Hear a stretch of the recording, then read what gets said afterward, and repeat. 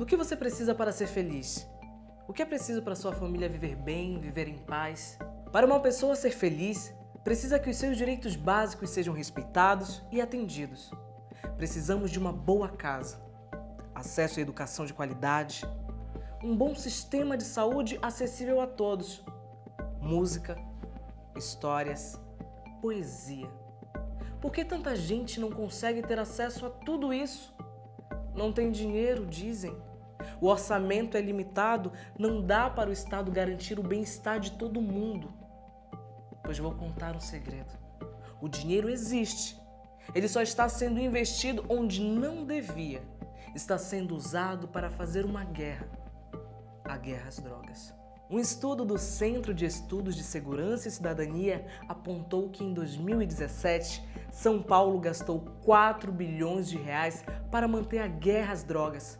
Isso levando em conta os gastos com policiais, Ministério Público, Tribunal de Justiça, Defensoria Pública, Sistema Penitenciário, Sistema Socioeducativo.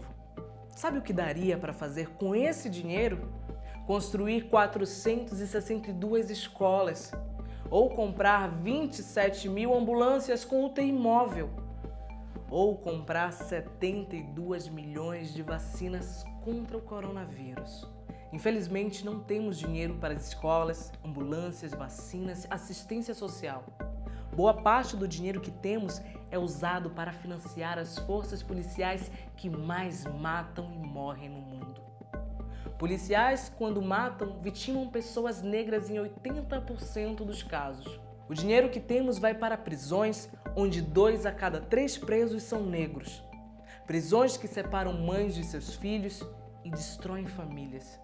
Prisões onde 1.550 pessoas, em média, morrem todos os anos. Mas tem gente sim que se dá bem com a guerra às drogas. Afinal, muito desse dinheiro financia os salários de juízes, desembargadores, promotores e procuradores.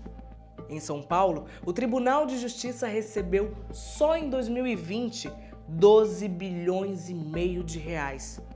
As políticas de assistência a egressos do sistema prisional receberam 1000 vezes menos. No Brasil, magistrados e membros do Ministério Público fazem parte dos 0,08% mais ricos da população. Um promotor ou juiz por aqui recebe mais do que o dobro em relação a juízes e promotores da Alemanha. Essa gente recebe muito bem para manter mais de 750 mil brasileiros atrás das grades, para impedir que policiais que matam sejam responsabilizados por seus crimes, para blindar os ricos e criminalizar os pobres. Para eles, sim, a guerra às drogas é um bom negócio. Já ficou provado que proibir drogas faz mal.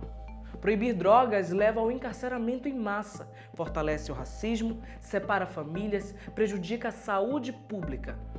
Por toda parte, há cada vez mais países percebendo como é raro quando resolveram tratar uma questão de saúde pública como um problema de polícia. Olha o caso da maconha, por exemplo. Durante tanto tempo foi considerada a erva do diabo.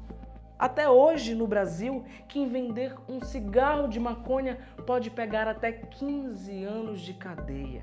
Hoje se sabe que a erva do diabo ajuda a tratar a dor, a epilepsia, a esclerose múltipla, entre outras enfermidades.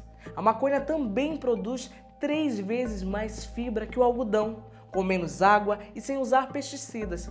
E suas sementes se destacam pelo grande valor nutricional e bioenergético, contendo quase tanta proteína quanto a soja. Enquanto o Brasil continua a matar e prender em nome da guerra às drogas, o restante do mundo começa a rever suas posições. O acesso à maconha foi regulado na maior parte dos estados norte-americanos para fins terapêuticos ou uso adulto. O país que inventou a guerra às drogas nos anos 70 já começou a discutir a descriminalização total. O estado do Oregon já descriminalizou a posse e o uso de pequenas quantidades de todas as drogas. E não só, tanto a Organização Mundial da Saúde como a ONU já reconheceram as propriedades terapêuticas da maconha. A cada dia, há mais países como Uruguai, Canadá, México e Portugal avançando em novos caminhos e abandonando a guerra às drogas. Descriminalizar todas as drogas, você diz? É sério isso? Sim. Descriminalizar o uso e regular a produção e distribuição de todas as drogas. É isso que o Brasil deve fazer. Legalizar não significa perder o controle. Ao contrário, hoje é que as drogas estão liberadas e sem nenhum controle. Quando uma droga está dentro da lei, é que podemos controlar as formas como ela é usada. Pense no cigarro, por exemplo.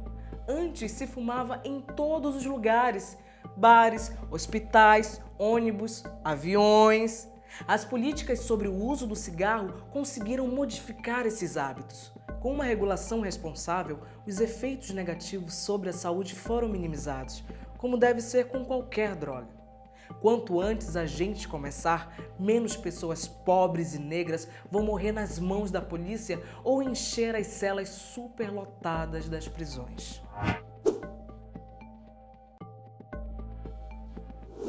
Além de descriminalizar o uso das drogas e regular sua produção, é hora de desencarcerar a população. A gente precisa entender que não é aceitável que um país mantenha 0,5% de sua própria população encarcerada, como a gente faz. Faz mal demais. Um estudo da Universidade de Colômbia, dos Estados Unidos, analisou as condições de saúde nos bairros que tiveram muitas pessoas presas ao longo de 30 anos. Nesses locais, houve um aumento em todas as causas de mortalidade. Em outras palavras, as prisões diminuem a expectativa de vida de comunidades inteiras. O encarceramento em massa faz adoecer. Liberdade é uma questão de saúde pública. Desencarcerar é preciso. Descriminalizar e regular as drogas. Desencarcerar a população. E mais, precisamos também falar de reparação. Depois de ter passado tantos anos matando e prendendo em nome de uma guerra equivocada, o Estado não pode fingir que não é com ele. Além de regular as drogas, é hora de o Estado oferecer reparação financeira e social a todas as comunidades afetadas pela violência da guerra que provocou. Nesse caminho, pela reparação, é preciso garantir que a regulação das drogas não se torne mais um negócio para aumentar a riqueza de quem sempre foi rico e manter a pobreza dos demais. O modelo de produção econômica das drogas reguladas precisa ser inclusivo. O Estado precisa garantir espaço aos pequenos produtores, à agricultura familiar e às vítimas da guerra que provocou.